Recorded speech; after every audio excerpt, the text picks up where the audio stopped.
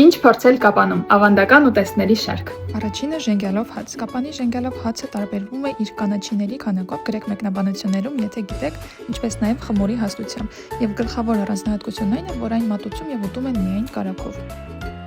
Հաջորդը խաշիլ, կրկին Սյունիքում եւ Արցախում տարածված ավանդական ուտեստ, որը կարելի է ասել շերտավոր է, շերտերն են չորաթանը, լոված աղացած ցորենը եւ կարագը կամ յուղը։ Խաշիլը, ինչպես տեսնում եք, 3 շերտից լավ գցած։ Հիմա ուտելիս պիտի ուշադրություն դարձնեք, որ 3 շերտերն էլ լինեն մեր գդալի մեջ, ասենք վերցնենք չորաթանը, լոբիցը եւ յուղը։